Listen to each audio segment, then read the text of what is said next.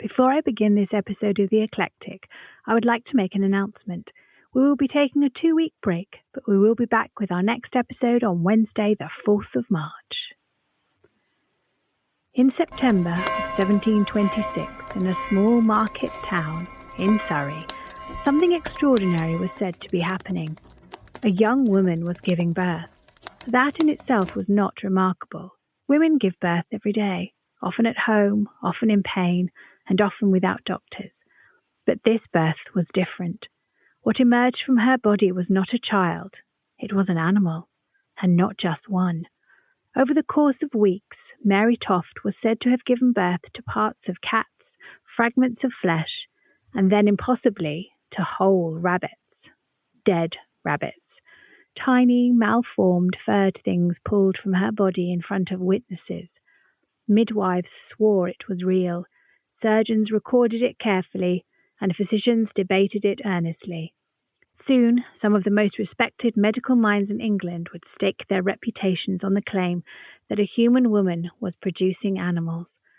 This story has been told many times, usually as a grotesque joke, a bizarre footnote, or a scandal to be laughed away. But laughter misses something vital, because this was not just a hoax. It was a collision between poverty and power, belief and authority, pain and spectacle, and at the centre of it all was a young, illiterate woman whose body became the battleground. Her name was Mary Toft. Welcome back to The Eclectic, where we explore the strange, the unsettling, and the stories history never quite knew what to do with. Tonight's episode is not about murder. It's not about monsters in the dark. It's about medicine and how badly it can fail when belief outruns evidence. It's about class and how desperation shapes behaviour. And it's about a woman whose body was used, examined, doubted, mocked and discarded long before anyone asked why. This is the story of Mary Toft, the woman who convinced England she was giving birth to rabbits. To understand how Mary Toft's story took hold, we have to step back into the world she lived in. Early 18th-century England was a place of transition. The Enlightenment was underway. Science was emerging from superstition. Doctors were beginning to claim authority over the body. And yet, medicine was still fragile, especially when it came to women. Female anatomy was poorly understood, rarely observed, and heavily theorized. Most births were attended by midwives, not physicians. Male doctors debated pregnancy from textbooks and lecture halls, not from experience. And so the female body became a canvas for speculation.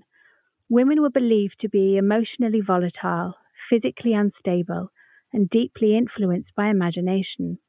One of the most widely accepted medical ideas of the time was maternal impression, the belief that a pregnant woman's emotions, shocks, or fixations could physically shape the fetus. If she saw something frightening, the child might be deformed. If she obsessed over an object, the child might resemble it. If she experienced shock, grief, or terror, the womb could respond. This was not fringe thinking. It appeared in medical texts, it was taught in universities, and it was cited by respected physicians. So when a woman claimed her pregnancy had gone terribly, unnaturally wrong, medicine was ready to listen.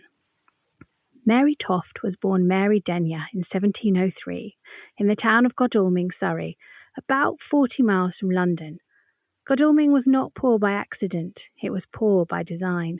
A market town surrounded by farmland dependent on wool and labour, it offered little security to those born at the bottom. Mary was illiterate, like most of the women of her class. She worked as a servant and later as a farm labourer. Her days were long. She walked miles to fields and back. She worked through pregnancies. She returned to labour soon after childbirth. She married Joshua Toft, a journeyman cloth worker, a man whose livelihood depended on unstable trade and constant effort. Together they had several children, though records are vague, a reminder of how little working-class lives were documented unless something went wrong. Infant mortality was common, miscarriage was common, pain was expected. Mary's body was not her own, it was a tool. In August 1726, Mary suffered what was described as a miscarriage. It was not treated gently, there was no rest period, and no medical leave. She returned to work, but something changed. Despite the miscarriage, Mary's body continued to appear pregnant. Her abdomen remained swollen. She complained of pain. She later said she was haunted by dreams, particularly of rabbits, which she claimed to have encountered while working in the fields. To modern ears, this sounds absurd. To 18th-century medicine, it sounded plausible. Rabbits were common. Pregnant women were thought vulnerable to imagination, and miscarriages were poorly understood. What followed was not immediate. It built slowly, quietly. On the 27th of September 1726, Mary went into labour. She was attended not by a doctor, but by women, her neighbour Mary Gill and her mother-in-law Anne Toft. What they witnessed was disturbing. Mary appeared to deliver something that resembled a small animal, described later as like a cat without a liver. Alarmed and confused, the family summoned John Howard, a local obstetrician from Guildford. Howard was not a fool. He had training. He took notes. And over the next days and weeks, Howard claimed to witness more. There were more fragments of animals, parts of cats, and then rabbit tissue. Eventually, whole rabbit fetuses. Howard documented these events meticulously. He described removing animal remains from Mary's body. He described labour pains, contractions, blood. He believed her, and belief matters, because once a professional commits itself to paper, doubt becomes expensive. By October and November of 1726, the phenomenon intensified. Howard claimed that Mary produced multiple rabbits, sometimes as many as 9 in a single day. What is often lost in the retelling of the Mary Toft affair is the physical reality of what these men claimed to witness, and what Mary's body actually endured. 18th-century childbirth was already brutal. There were no anesthetics, no antiseptics, and no understanding of bacteria or infection. Midwives and surgeons worked with their bare hands, hooks, cloth, and force, relying on experience, intuition, and often superstition. Pain was not an unfortunate side effect of labour. It was expected, endured, and normalised.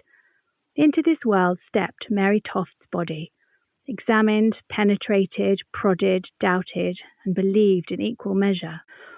As the alleged births escalated, so did the invasiveness of the examinations. Surgeons inserted fingers and instruments deep into her vagina, searching for what they believed were fetal remains.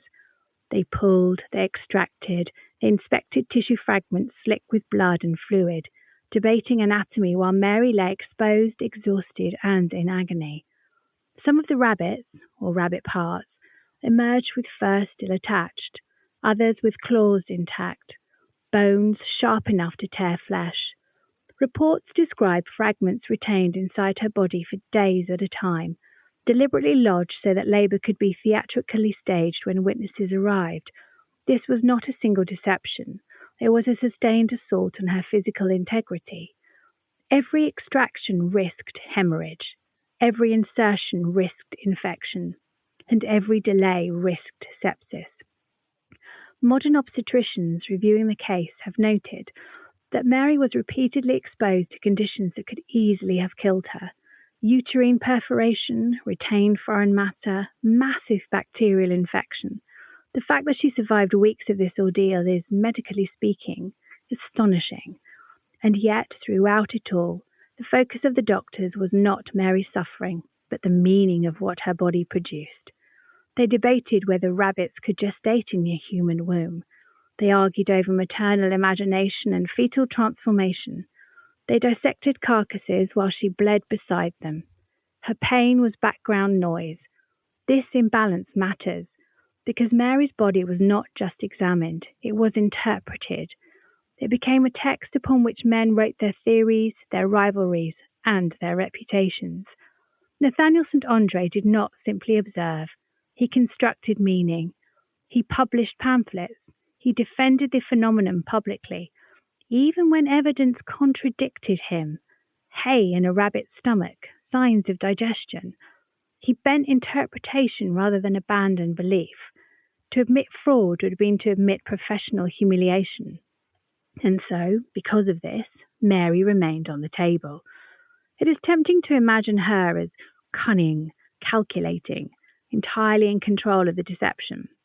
But this ignores the asymmetry of power in the room. Mary did not summon London surgeons. Mary did not command royal attention. Once the story escaped Godalming, it no longer belonged to her. She was examined repeatedly, sometimes by men who arrived unannounced, eager to witness the marvel for themselves. She was touched, questioned, doubted, and believed in turns. Her body became public property.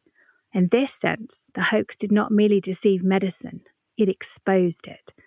Because even when doubts surfaced, even when contradictions mounted, the spectacle continued. Not because the evidence was strong, but because the implications of being wrong were unbearable. So instead, Mary laboured again and again until her body could no longer sustain the performance, and the balance of power finally shifted against her. The story spread, from Godalming to Guildford, from Guildford to London. Newspapers reported the case with fascination. Pamphlets debated it, and coffee houses buzzed with speculation. Was this a medical marvel? A divine sign? A monstrous birth? Crowds gathered, and then inevitably, authority arrived. News of Mary Toft reached the court of King George I. 2 men were dispatched to investigate. Nathaniel St. Andre, surgeon and anatomist to the royal household, and Samuel Molyneux, secretary to the Prince of Wales. They travelled to Godalming in mid-November, and in their presence, Mary went into labour again. More rabbits, dead, malformed, convincing enough. St. Andre dissected the animals. He noted with troubling calm that one rabbit's stomach contained hay and grass. This should have ended the case. It didn't. Instead, St. Andre published a pamphlet defending the phenomenon, invoking maternal impression and female pathology to explain what logic could not. The hoax was no longer local. It was national. And by the end of November 1726, Mary Toft had become a spectacle. Her body was no longer private. Her pain was no longer her own. Doctors examined her, officials watched her, and the public debated her. And still, no one asked the simplest question. What is this woman enduring to keep this illusion alive?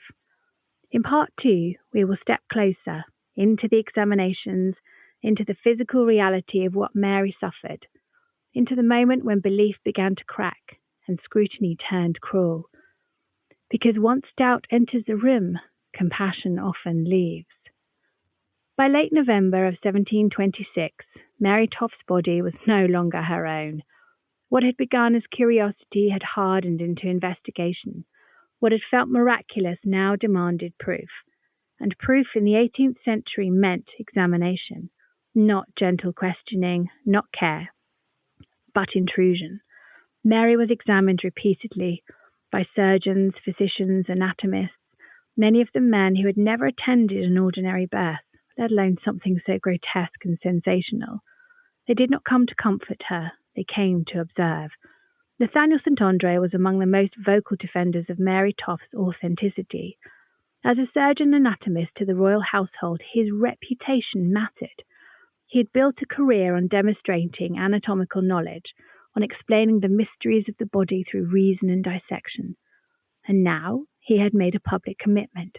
To admit error would not simply embarrass him, it would undermine his authority.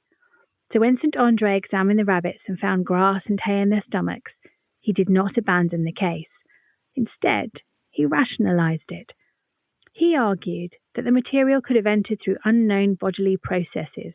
He invoked maternal impression, and he leaned on theory over anatomy. This was not ignorance, it was investment, and Mary remained the centre of it. To sustain the illusion of repeated animal births, Mary's body had to perform convincingly. This required more than deception. It required pain.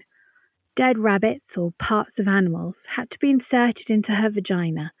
positioned deeply enough to remain in place, sometimes for days. Some of the remains were partially decomposed, others contained claws, bones, and sharp edges. Contemporary observers recorded that the rabbits emerged with intact nails. Bones scraped tissue during the removal. Blood and labour pains accompanied deliveries. Modern medical historians agree on one thing. This was extraordinarily dangerous. Foreign bodies retained in the reproductive tract can cause internal tearing, massive infection, sepsis, or death. That Mary survived repeated insertions over weeks is remarkable, but survival does not mean safety. Observers noted fever, weakness, exhaustion, and still the examinations continued. Mary was prodded, inspected, doubted, re-examined. No one asked if she wanted it to stop. And as the weeks passed, doubts grew. Some physicians noticed inconsistencies. There were rabbits of different ages, tissue in varying states of decay, and anatomical impossibilities. Others were unsettled by Mary herself. Not her story, but her physical condition. She was growing weaker, her pain was evident, and yet the bursts continued on cue.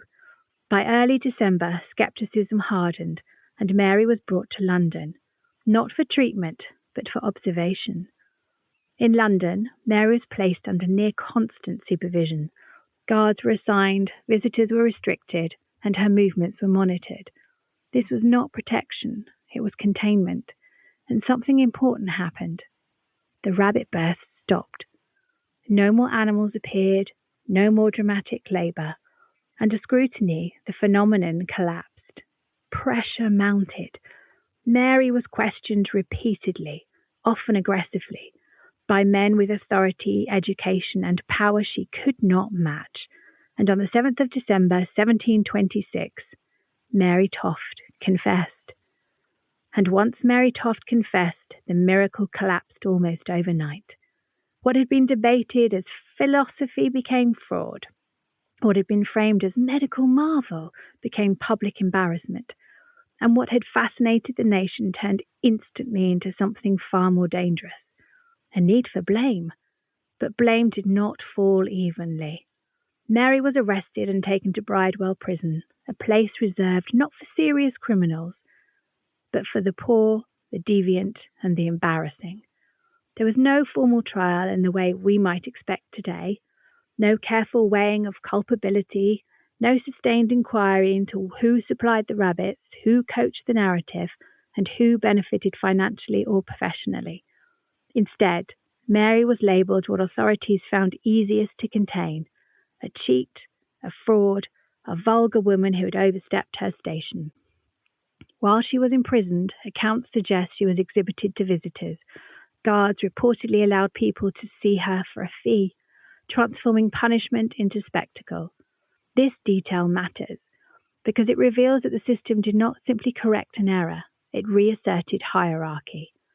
Mary's body, which had briefly commanded national attention, was now reclaimed as an object of humiliation. Her pain was no longer medical, it was moral, and yet the suffering was real. Historians point out that throughout the hoax, Mary endured repeated invasive procedures without anaesthetic.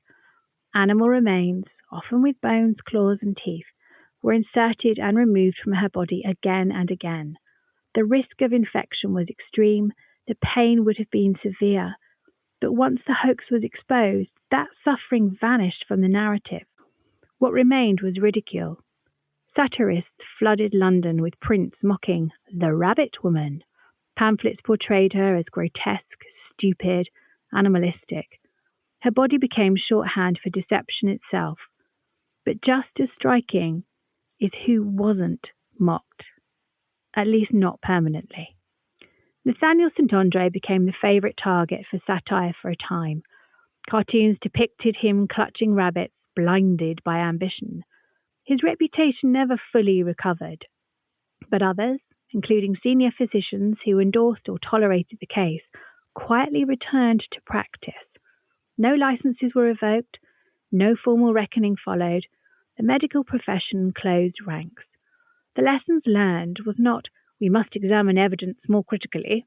It was, we must never let this happen to us again. And us, in this case, did not include Mary. This imbalance has troubled historians for decades, because if Mary was guilty of deception, then others were guilty of believing because belief benefited them. The doctors gained prestige, the court gained spectacle, the public gained entertainment. Mary gained, briefly, attention, money, and protection, and then she lost everything. Her confession did not restore her dignity, it erased her agency. She was not remembered as a woman under pressure, not as a worker trapped by poverty, not as a body subjected to violence in the name of science. She became a punchline.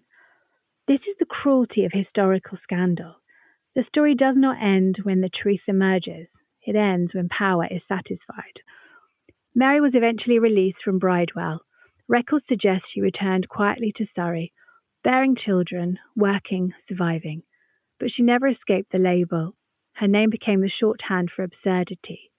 Meanwhile, Enlightenment medicine moved on, bruised but intact. And this is perhaps the most unsettling part of Mary Toft's story. Not that people believed something impossible. The least powerful person paid the price. The moment Mary Toft confessed, the tone changed. Wonder became mockery, curiosity became contempt, and Britain laughed. Pamphlets appeared almost overnight. Satirical prints flooded London streets, coffee houses buzzed with jokes. But the laughter was not evenly distributed. It did not fall hardest on the men who believed her. It fell on Mary.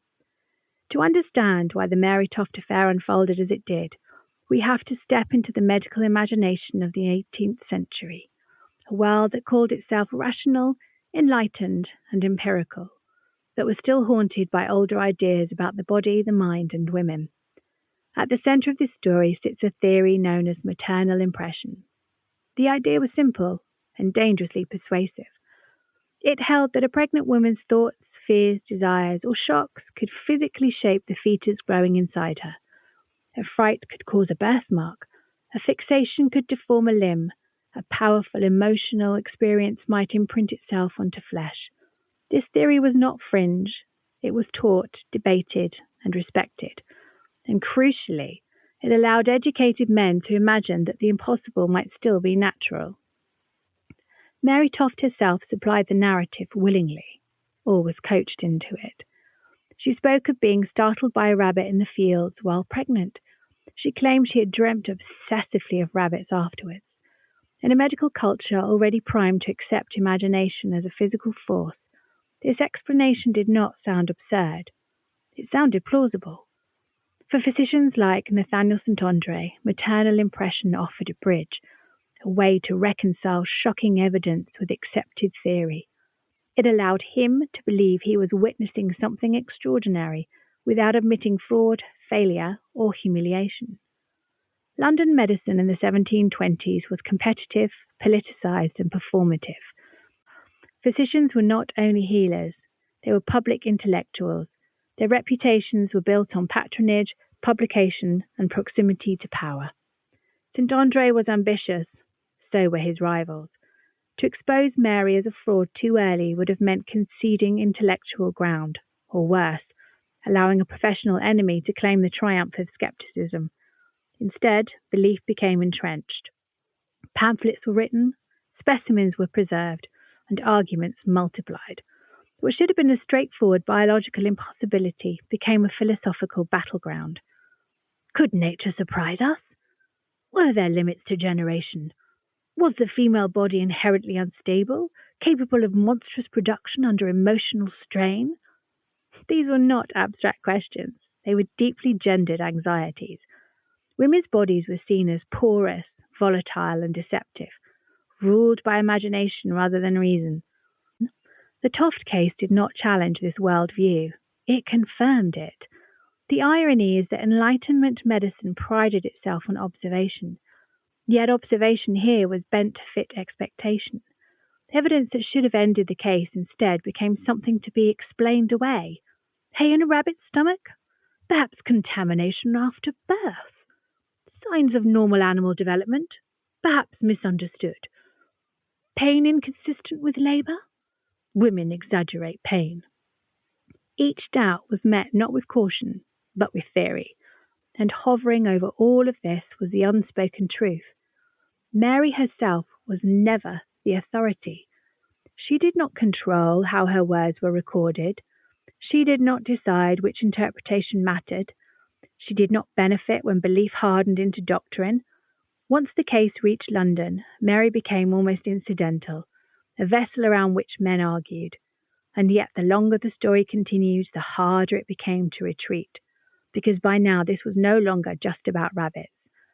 It was about the credibility of elite medicine, the authority of the court, and the promise of Enlightenment rationality itself. To admit fraud would not simply embarrass a few doctors. It would suggest that expertise had failed, and that a poor illiterate woman from Surrey had exposed the limits of reason. And so the performance continued, until scrutiny turned inward, until belief became untenable. Once the hoax was exposed, Mary was no longer seen as extraordinary. She was obscene. Cartoonists depicted her as half woman, half animal. Broadsides showed rabbits bursting grotesquely from her body. Writers used her as shorthand for female deceit, vulgarity, and excess. What had once been a medical marvel was reframed as proof that women were irrational, female bodies were deceptive, and poor women were morally suspect. Mary became a warning, not about credulity, about knowing one's place. What is striking is not who was mocked, but who wasn't. Nathaniel St. Andre published pamphlets defending his actions. He blamed Mary, he blamed circumstance, and he blamed misunderstanding. His reputation suffered, but he survived. John Howard faded quietly back into provincial life. No formal charges were brought against him. No public reckoning followed. The royal court moved on. Medicine closed ranks. And the lesson absorbed was not, we were wrong. It was, this must never happen again, publicly. Mary remained in Bridewell for several months. She was not charged with a specific statutory crime. Fraud laws were vague, but she was punished nonetheless. Imprisoned, exhibited, discussed. Her body, once inspected by physicians, was now consumed by the public gaze. Reports suggest she earned nothing from this exhibition. Others profited. Eventually, she was released. There was no apology, no compensation, just silence. Mary Toft returned to obscurity.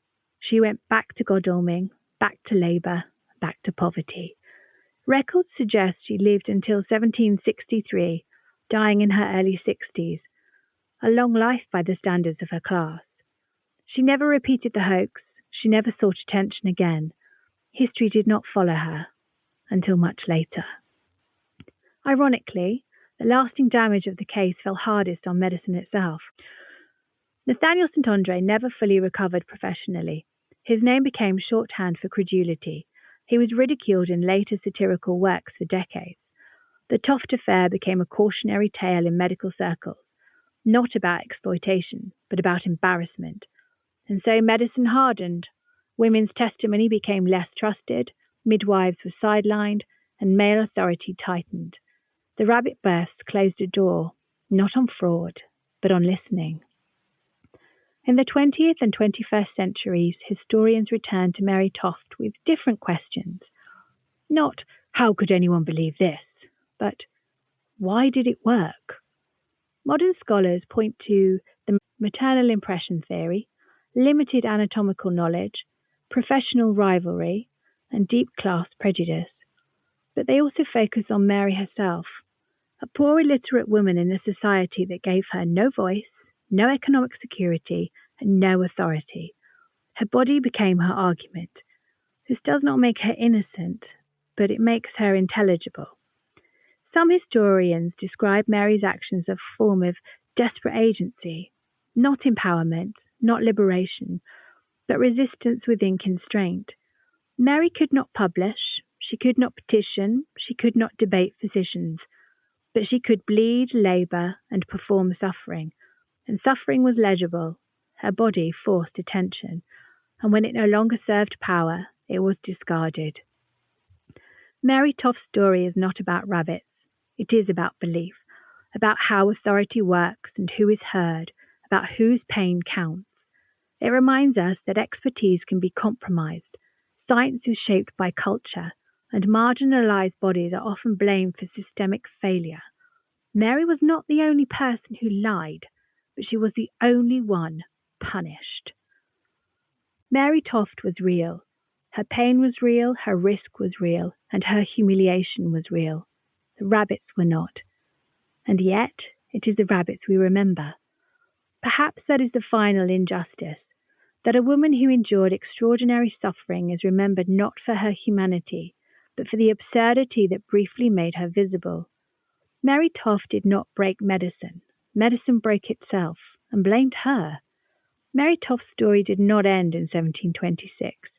It simply slipped out of sight. For centuries, she survived in the margins of history as a joke, a curiosity wheeled out to illustrate medical foolishness, feminine deceit, or Enlightenment embarrassment.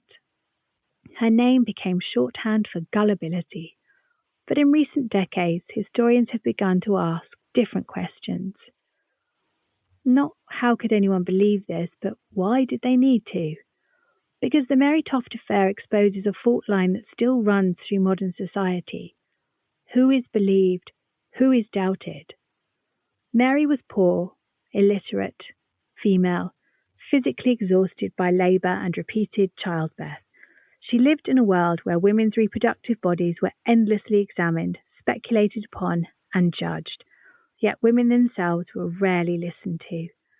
When Mary's body produced something extraordinary, it forced attention in a way her voice never could. That is not empowerment. It is survival through extremity. Modern scholars often frame the hoax as a form of desperate agency, not freedom, but manoeuvre. A narrow corridor in which a woman with no education, no wealth, and no social authority found a way to momentarily invert power. For a few weeks, learned men waited at her bedside. For a few weeks, her pain mattered. For a few weeks, the rules bent, and then they snapped back, violently. What followed was not simply exposure, but erasure. Mary's physical suffering, weeks of invasive procedures, internal injuries, the constant risk of fatal infection, was largely omitted from official accounts once the hoax was revealed. Her confession transformed her from patient to perpetrator, from subject to object, from curiosity to cautionary tale. And this is where the story sharpens, because the medical establishment learned from Mary Toft, but not in the way we might hope. Instead of interrogating why senior physicians abandoned skepticism, or how fashionable theories like maternal impression distorted judgment, the profession quietly reinforced its own authority. Medicine professionalized, midwives lost status. Women's experiential knowledge was further marginalized. The lesson absorbed was not humility, it was control, and Mary paid the price for that lesson. Today, historians recognize the case as more than a hoax. It is a story about how knowledge is constructed, about how bodies become the battlegrounds, and about how credibility is distributed along lines of class, gender, and power. Mary Toft did not invent belief. She exploited belief that already existed. Belief in male authority, belief in female mutability, belief that poor women's bodies were open to inspection without consent. And when those beliefs collapsed, Mary was punished for revealing them. Her name survives, not because she fooled the world, but because the world was already primed to be fooled. Mary Toft forces us to confront an uncomfortable truth. The truth is not always what determines belief. Power does. And when belief fails, power decides who carries the shame. This has been The Eclectic, a story not of monsters, but of belief, power, and bodies turned into battlegrounds. Stay curious, stay questioning, and as always, stay eclectic.